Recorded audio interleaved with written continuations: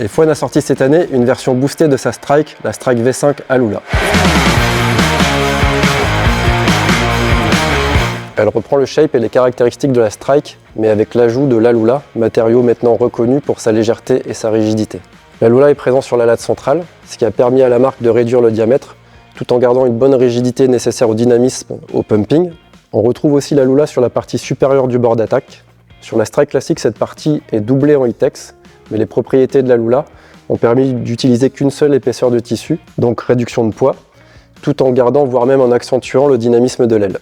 Au niveau de la canopée, on retrouve comme d'habitude chez F1 un beau travail de panotage avec un mix de tissus pour garantir un maximum de légèreté, rigidité et résistance à l'étirement. Voilà pour les principales nouveautés et on retrouve toujours les points forts de chez F1 qui sont la belle poignée de surf qui pour moi est parfaite en termes de préhension et en termes de taille. Le système de poignée interchangeable, en effet, on peut configurer cette aile en poignée souple, en poignée hybride, en poignée rigide ou avec un boom.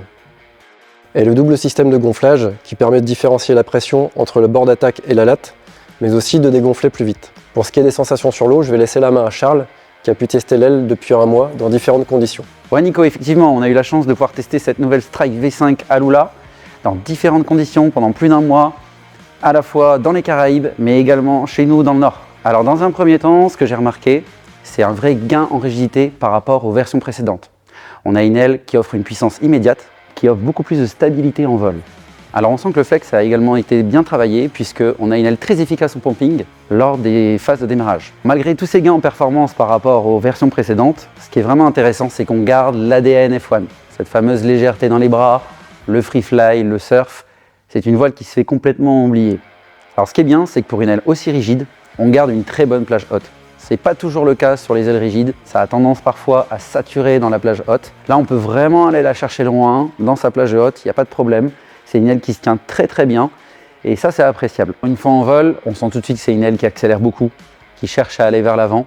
On a des super remontées au vent, bonne sensation, super vitesse sur l'eau. Je voulais vous parler des poignées interchangeables. C'est un système que j'aime beaucoup parce qu'il se démonte sans outils en 5 minutes. Je fais pas mal de subfold downwind à la pagaie et donc besoin occasionnellement de faire des deflates. J'aime beaucoup les poignées rigides ou encore le boom pour le freestyle ou dans le vent un peu plus léger. Mais c'est vrai que ces poignées-là sont un petit peu plus contraignantes lors du pliage de l'aile pour les deflates. Donc voilà, bravo F1 sur ce coup. Vous l'aurez compris, on a beaucoup aimé cette aile. Si vous voulez plus d'infos ou même la tester, n'hésitez pas à venir nous voir au magasin.